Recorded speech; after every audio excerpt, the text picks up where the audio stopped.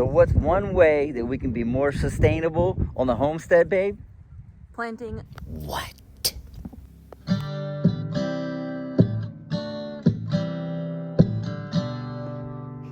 We got some chestnut trees here. We got a lot of hickory nuts. That's what those guys are right there, with the leaves all drawn back. But we're gonna plant some chestnut trees that I got from my mom's husband, Mr. Frank. So thank you, Mr. Frank. So we're gonna put a hole right here, babe. All right, let me get up on it. Please don't hit any rocks. That's all we're asking for, right, babe? Yes. How wide are you gonna dig the hole in comparison to the tree? I want 3 times the size of the bowl. Wide or deep or both? Both. Cool. All right, I think the hole's big enough. I got my fertilizer, some Miracle Grow, using the big side. Get. Okay.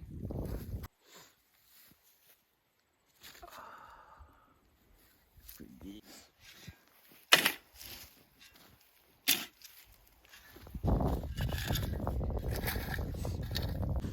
The top lid we got off. Just half. Watch out, Rafa. Watch out, Bubby.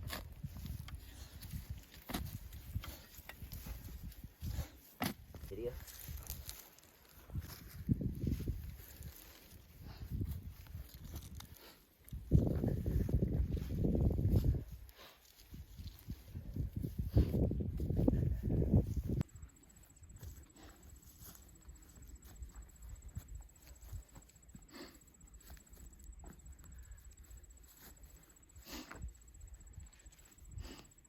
Should we protect it from deer? You should. All right, we'll put a fence around it. All right, tree number 2. There we go. Rake works better. Hey, babe. Yeah. All right.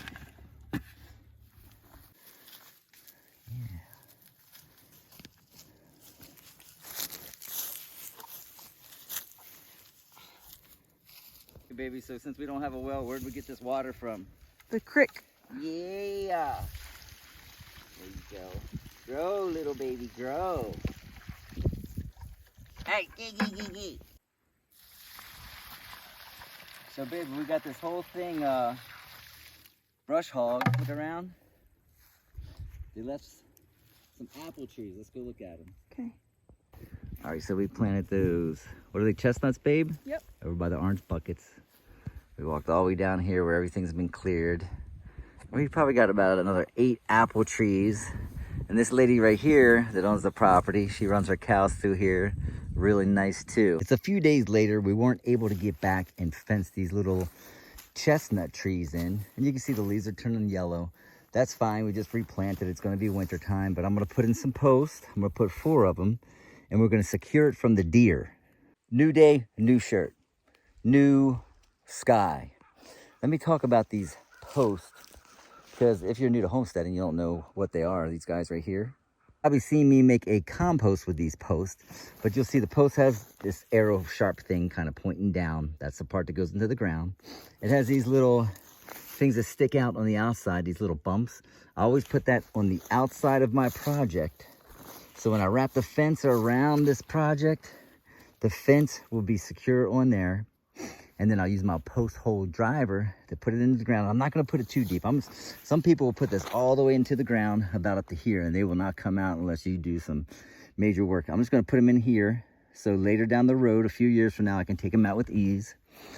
But this is some work, so check this out. So I'm just gonna show you, this is work.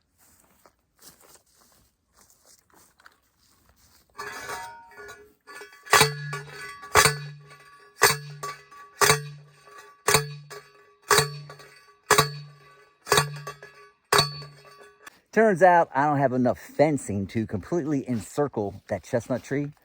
So I got to go down to the other side of the property here where there's a fence, and I've been pulling at it and using it.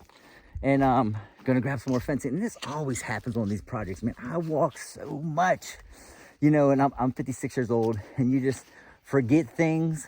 And it's kind of like, if you guys know that in the remodeling, you'll get all your supplies at Home Depot. You come home, you start your project, and you're like, oh man, I need this or that. They really should just have a Home Depot Uber that can go get you things. So let's go over here. I'll show you where I'm pulling the fencing from. So there's a fence that runs along the property here. And you can see right here, I've been taking a little bit at a time for what I need. And I was looking for another fence post. I didn't know where it was, and there it is. Man, I'm telling you, I'm always losing stuff.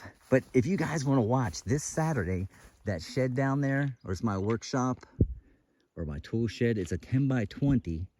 I have a neighbor that's going to bring a tractor, and he's going to drag that all the way up here, out that gate, all the way down this road,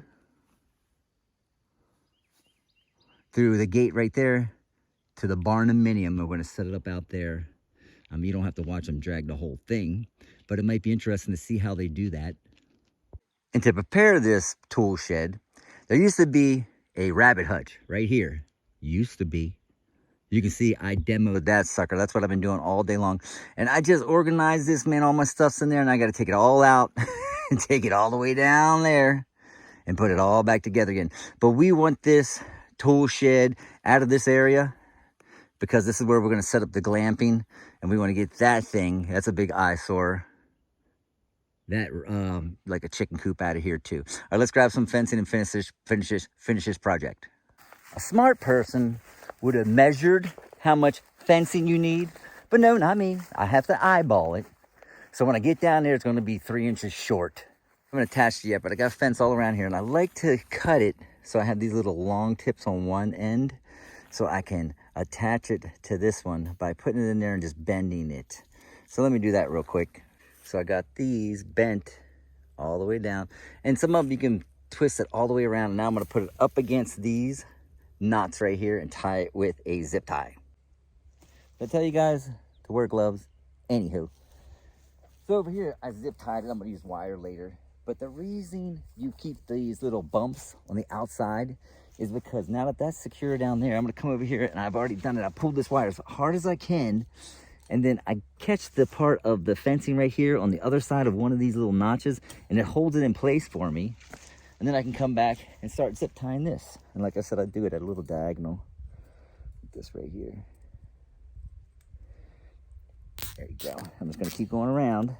Now I'm going to go over here and pull onto those little, I'm going to come over here, and I'll pull that fence, and I'll attach it to these guys right here. That one, I pulled and attached this one. Now I pulled over here, and I attached to this one. Now let's secure it, and I just got one more to go. All right, so there you have it. There's the chestnut tree. Plant it, protect it. So like I said, it's getting dark out here, so I'm glad we're finishing up now. I don't know much about chestnuts. Like I said, my mom's husband, Mr. Frank, he gave me 2 of them. One of the things is you should keep them at least 60 feet apart. So I have one here, and then I have one about 30 feet down there. You need a male and a female so they can pollinate each other. I don't know what I have. I'll find out in the summer times, because you can tell by looking at them. The male chestnut has these flowers called catkins, and then the females have flowers called burrs. So catkins and burrs sounds like some kind of law office or something. But after 3 to 5 years, they should start producing some chestnuts. After 10 years, you'll have a bunch of chestnuts. So if I don't have the appropriate genders, like if I have 2 males and 2 females, Mr. Frank will supply me with the gender that I do need after I look at them this summer and see what kind of flowers they produce. Guys, this weekend, this Saturday, like I said, if you want to tune in, subscribe and follow, hit the notification bell so you know when the video comes out. We're going to be dragging that tool shed all the way down here. That's going to be interesting to me because I've never seen that done before. And I really appreciate you guys. Thanks for watching. Stay tuned. But I'm coming home. I'm coming. I'm coming home.